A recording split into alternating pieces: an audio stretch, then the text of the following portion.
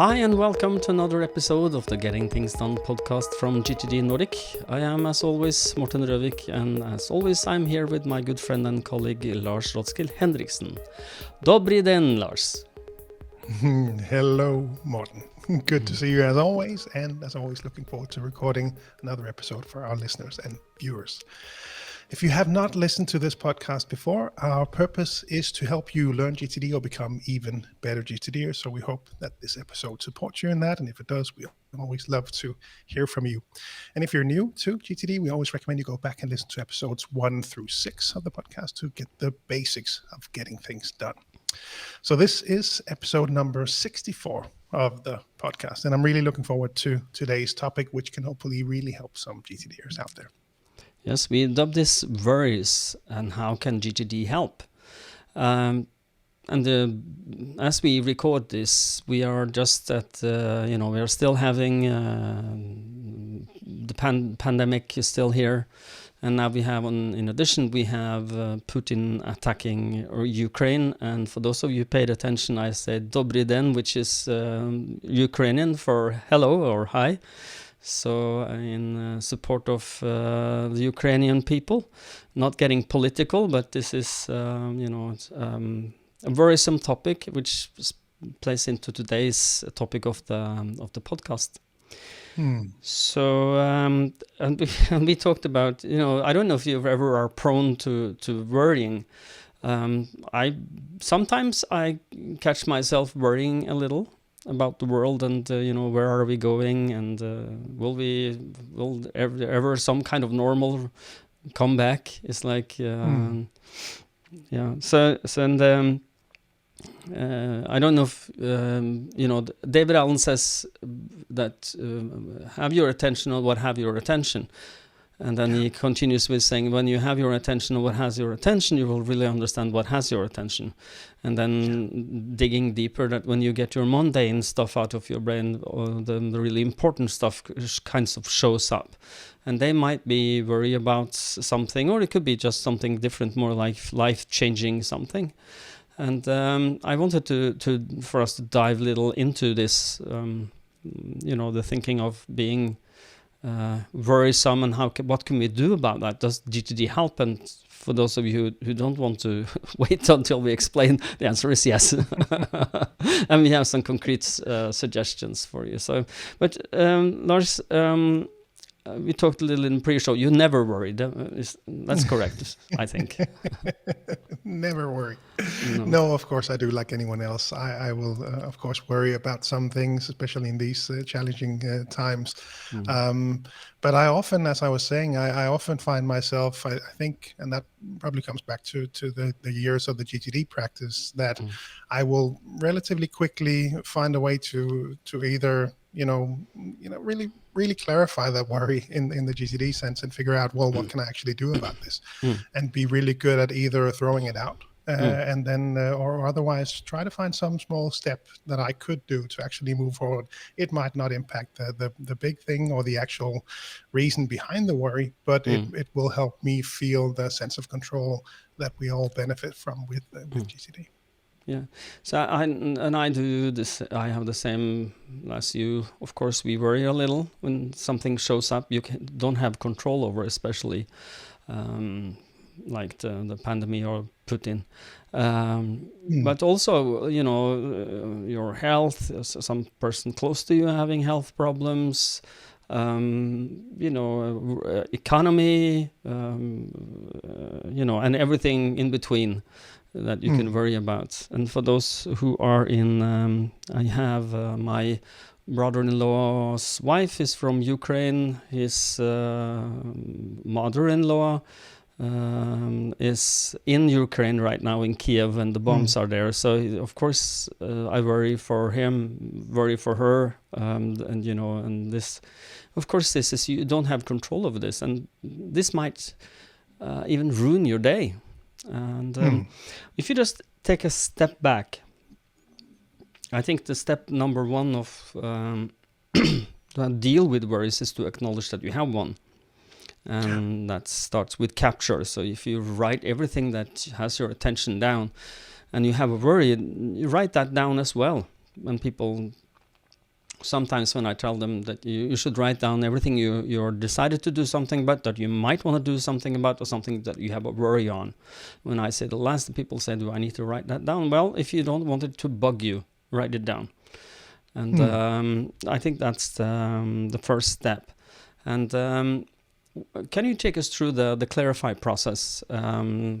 And just for the listeners and viewers to understand what is the clarify, and how can that help with your worries? Yeah, exactly. So for everything that we capture when we sit down and define our work, the first step is to clarify these things, meaning first figuring out what it is, whatever showed up. And, we apply this process, whether it's, a letter in your mailbox or an email that came in, or a worry or another thought that popped into your mind that you captured on paper on your digital system. First thing to figure out is, what is it? And really think that through. And perhaps that question is even more relevant when it comes to something like the worry, to really understand what it actually is. And just a reflection on my side regarding that is that I will often I can easily overwhelm myself if I don't disconnect those two processes in writing things down and clarifying it.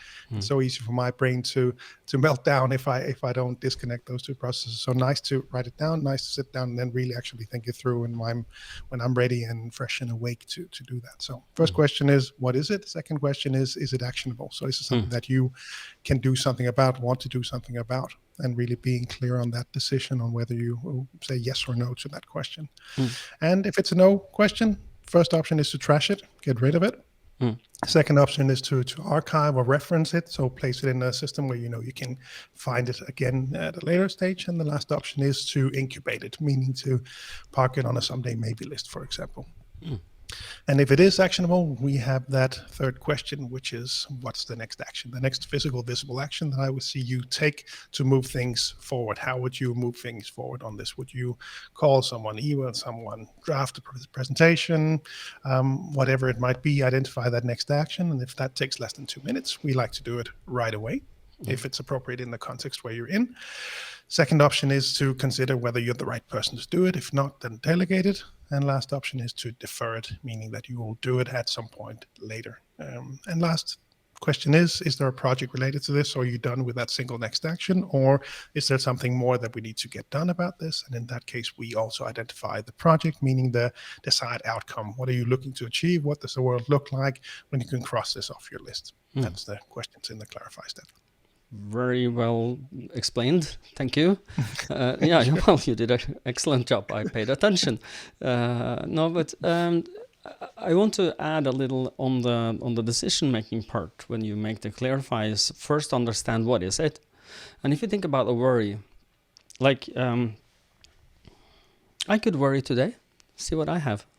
For those of you who can see this on screen, this is a rapid test for COVID. I tested positive this morning. Oh. Yeah, you didn't know that. That was a little surprise. I did not know that. And I could worry about this, but I don't, because I decided not to.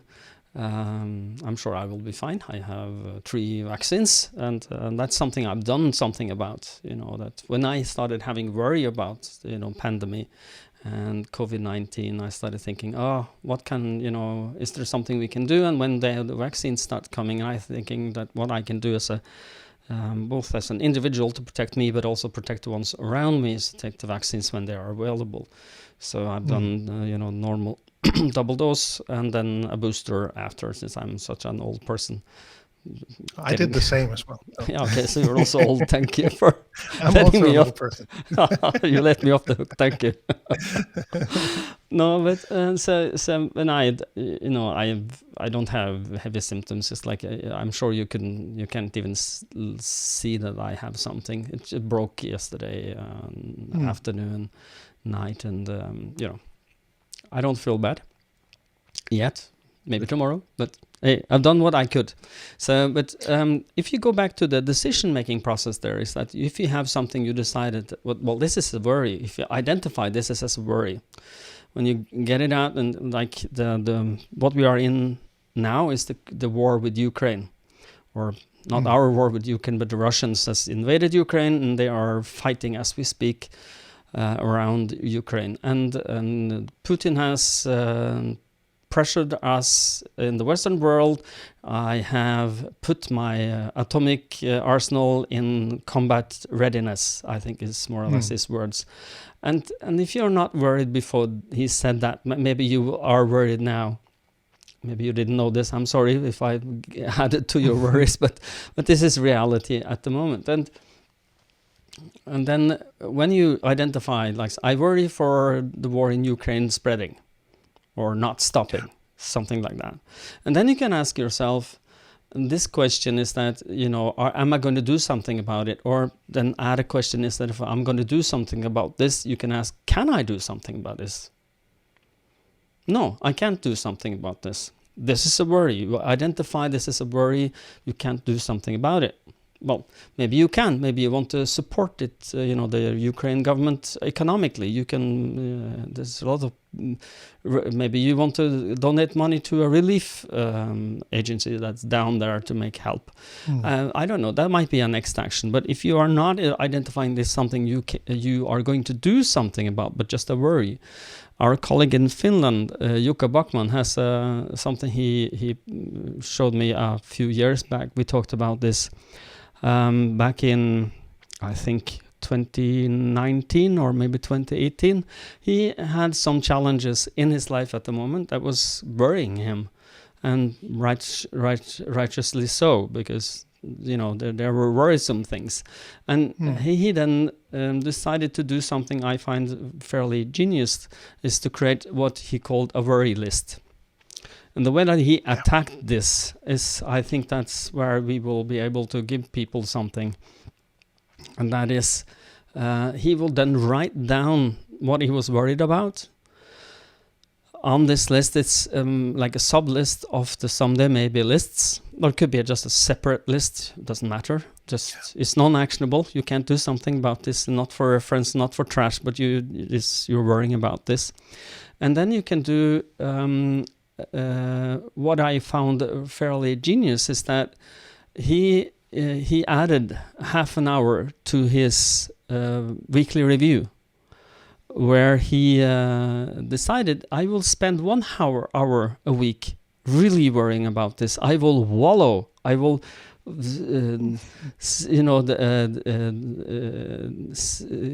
he will put his body inside all this and feel the worry on his body for half an hour.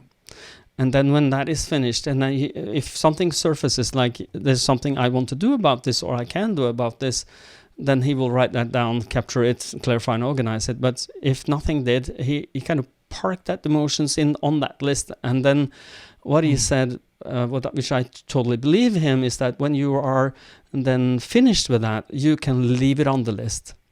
It will not follow you in your everyday life. And that goes to say the same thing that we call the garnic effect. And for those of our listeners who don't know this, maybe you can explain the garnic effect, Lars?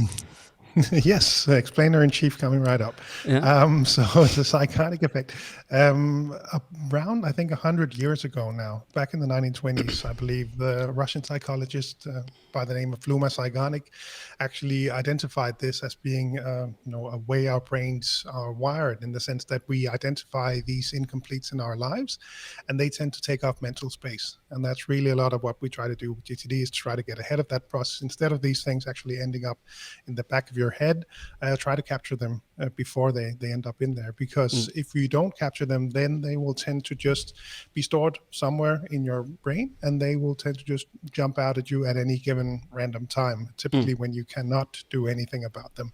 So that's the effect that you experience when you drive home from work, or you put your head down on the pillow at night. Those things that will tend to show up at that time, those are the things that are, that's the psychotic effect in play, in action, to actually these things, and then popping up in your mind once again to remind you that there's something not finished about this thing. And one of the examples we use when we teach this is that if you are we are doing a thought experiment, at least I do this, as I tell people that let's imagine that you are now home where you live and you are getting ready to go to bed, and then suddenly you remember some important papers you just have to bring to your office tomorrow. And they are in a cabinet or in a shelf or a drawer where you don't see them the morning after. What do you do with these papers? Where do you put them, if anywhere? And a lot of people then says, well, I will put those papers in my bag or my briefcase by the door. And then I ask people, why do you do that? Well, I do that not to forget things. But then I will ask them, that's not the full truth, is it? Because you do it to be able to forget them as well. Yeah, and this is the garnic effect in in real life, is that if you park it on a list and your brain trusts that you will see it later, your brain can let go of this thing. And the same thing is true with worries. If you park them there and promise yourself, I will look at this once a week and I will allow myself to worry then, but until then it stays on the list. If you tell your brain this, that actually helps. Yeah, and it's a genius strategy. I have to agree. It's a really good tip, and it's a good tip to share in this podcast as well, especially in these times. Hopefully, this will be valuable for people out there to try for themselves, if and when these kinds of items show up in their trays. Yeah, I do believe this is a very good strategy, and it also ties into something you and I and Jukka and a lot of other GTDers has found out about life and the universe, is that we are, our journey through life, we have understood that we are stoic. That is, we are living the Stoicism life, which Stoicism, for those of you who don't know, this is a philosophical direction. It's not religious at all. It's just a set of, you might call them best practices, and one of the most important ones is that the worry does not help. And I think I mentioned to you before, maybe even in this podcast, but the first person I met that was a Stoic, or the first persons, were my mother and father. And I'm going to tell a very personal story, so I hope that you will allow me this. But my mother and father, when they were around 20, they had a life-altering event happening to them. They didn't know each other at the time, but they both had something happen to them. And I remember, I go back to when I started worrying about the pandemic a few, maybe a year and a half, 2 years ago, when we really understood what this is, and that it doesn't leave us, and it's killing people, and you're getting worried about this. I remember telling my father, more or less, like, I was a little whiny, I admit this. I said to my father, this will never get over. It's like maybe take 1 year to be finished. Now, it's more than 1 year, but at the time I thought that was true, and I was really, whining a little, feeling sorry for myself. And my father then looked at me and said, son, when I got polio, he got polio at the age of 20. He woke up one morning after feeling like he had some, like a cold or an influenza flu, and woke up 3 days after, and he told me, it took me 1 year to be able to sit up in the bed by myself, by my own forces. I could not. I needed help for 1 year to be able to sit up in the bed. And that kind of like, I started thinking, and that was life smacking right in my face. Thank you, Dad. But it is true, because when it comes to worries, the only thing that you can do with a worry is to accept. If there's something you cannot do something about, you just have to accept this is reality.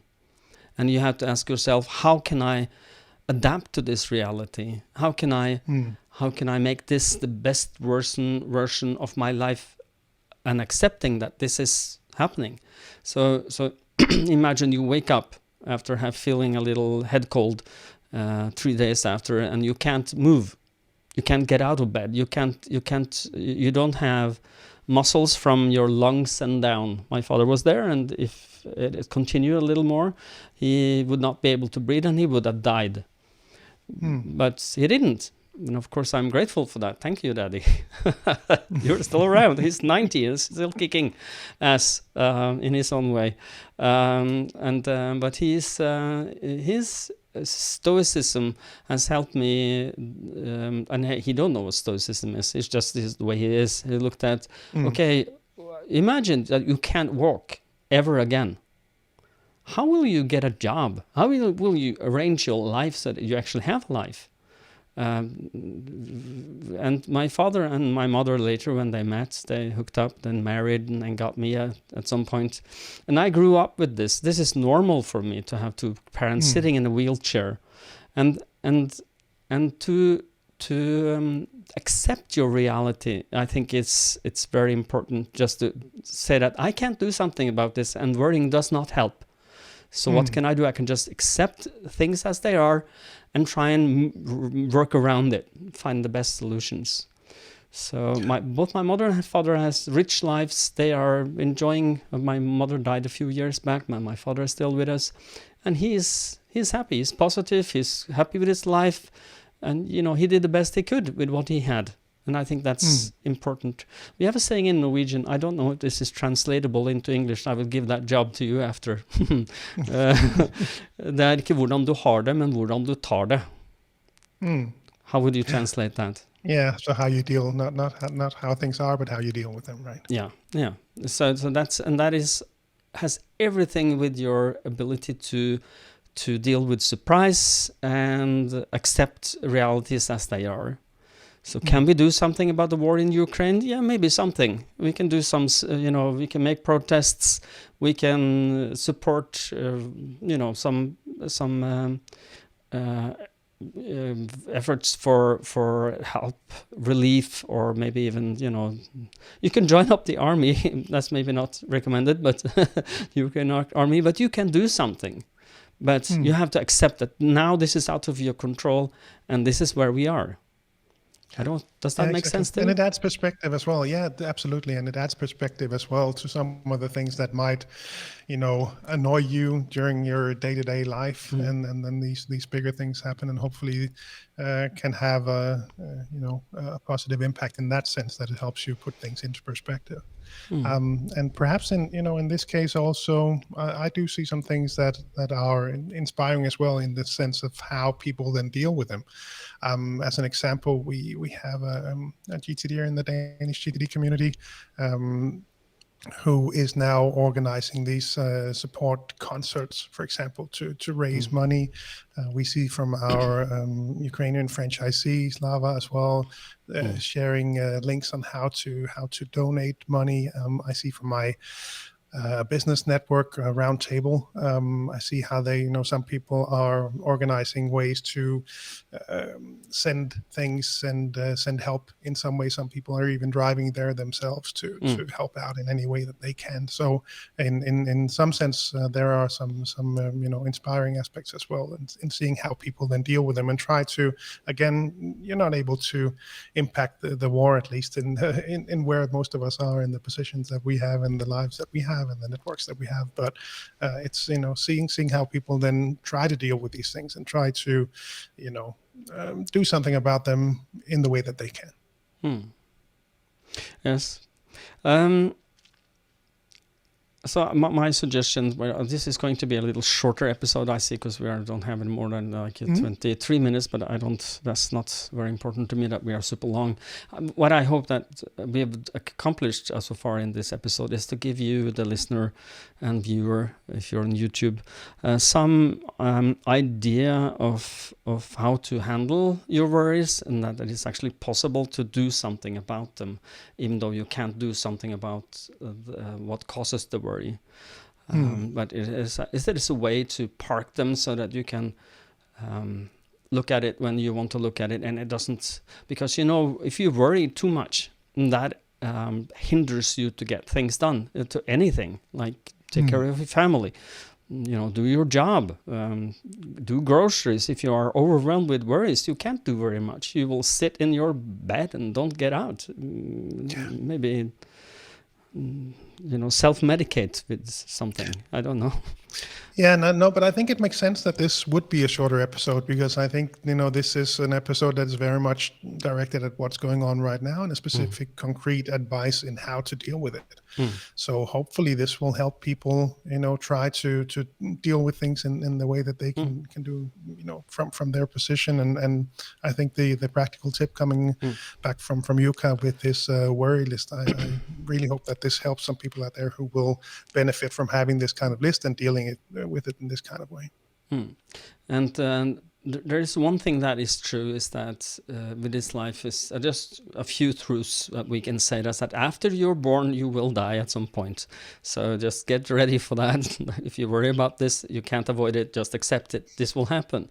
But the second truth that I would like to throw to you is that life will throw you curveballs. You can't see what surprises are around the corner. They might be good, they might not be, but it doesn't help worrying about the things that's not happening to you. So just get ready, get your ducks in a row, as David Allen would say.